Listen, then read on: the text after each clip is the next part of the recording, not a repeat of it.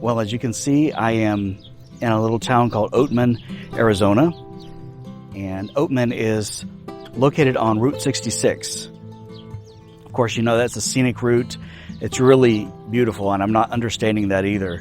It has a lot of mountains and just a lot of natural beauty, especially now in the springtime. So we're gonna take a look around and show you a few things. Fortunately for us, it's not crowded.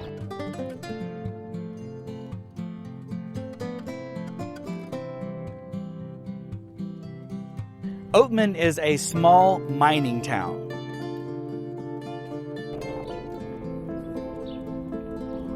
They used to mine for gold here, and actually were able to get a lot of gold out of these hills.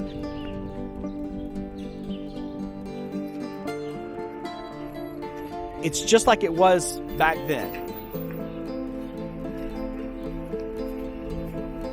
You know, you have the old buildings built in the 1900s, it appears.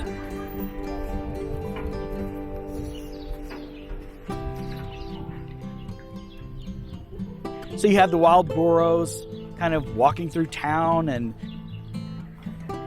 you feel like you're walking back in time 100 years.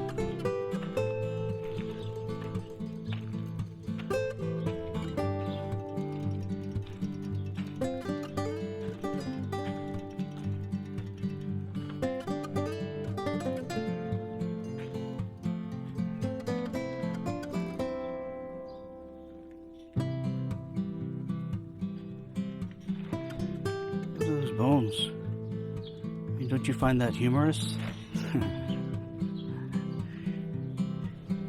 It's just kind of you might say a one-horse town. I would say a one-burro town, but there's more than one burro there. But you know, you can just drive right through it and you know, unless you really notice it, you might miss it. It's just kind of a small area, but a very unique area. Definitely worth driving down this Route 66 to go through. Definitely has lots of little things to look at, lots of tiny museums that are also shops, and the people who live here have really had to make an effort to make this something that would appeal to tourists, so they've done so, and they've done a good job of it actually.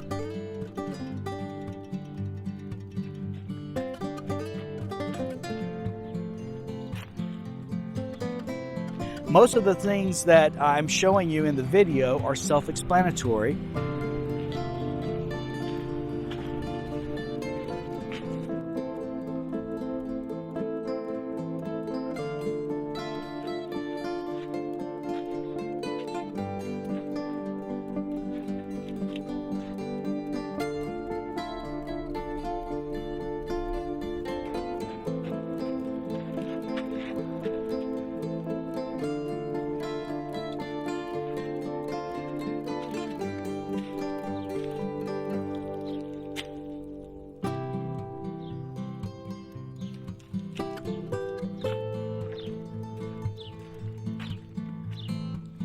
Everything is closed, so I think they just had the general store open, and that was just like, so you go to the window and you can't even go inside. So it's mostly shut down. But you know, the good part of that is that you can walk through, and there are not a lot of people, and you can just kind of look around.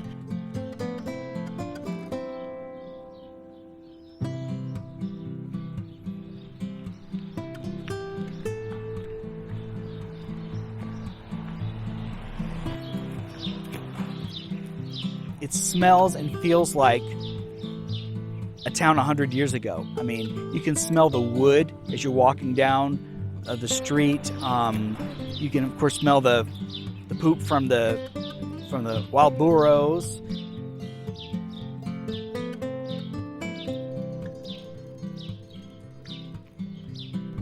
You really just get that feel when you walk through town. Now, this town has been kind of preserved that way for tourism purposes.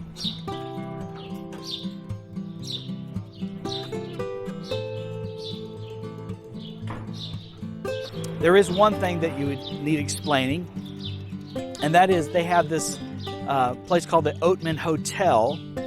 And the Oatman Hotel used to be a hotel. Today it's just a bar and restaurant. But one of the things that is unique about it is that people go in there and they take a dollar bill and they write their name on it, and then they just tape that dollar bill up to the wall or to the ceiling or something like that, and kind of help with the decorations. There is even some on the outside.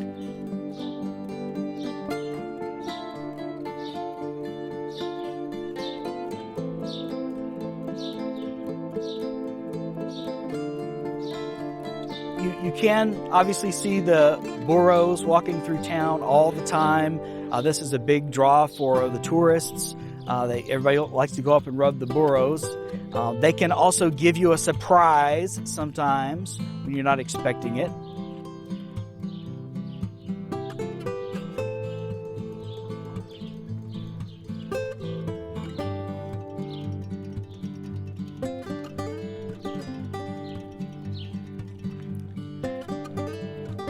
But they really do add to the tourism element of the town. For a lot of travelers that don't have their pets with them, then I can see where that would be a good draw.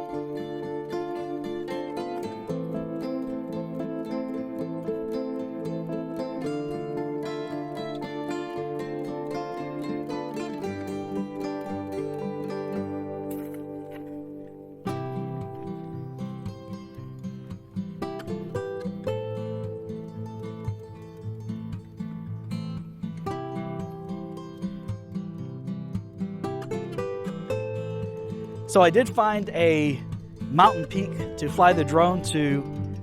I normally don't fly this high, but I had to fly it really high to get to the top of this mountain peak. And my drone maxed out on height, which is about, I think, 1,600 feet, right when I got to the very top of the peak.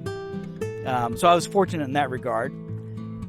It's interesting to look down on the world from that elevation, and to just come up close to these mountains and just see them up close in a way that you never would before. It's just fascinating to me, and I just love it.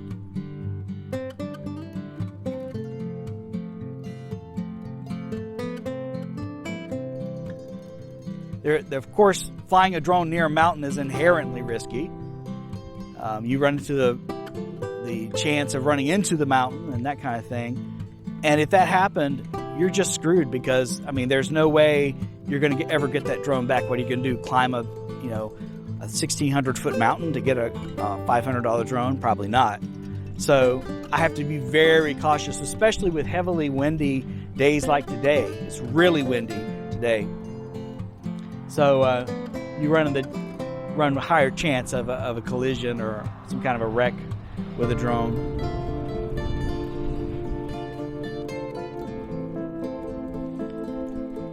While I was flying the drone, I got to the top of the peak.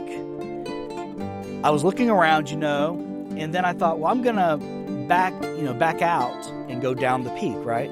So I backed away from the mountain and started, decreasing in altitude. And I got about halfway back, and I noticed that from my truck, I couldn't see the drone. I'm like, what am I doing? And I started losing radio contact with the drone. And then I realized it.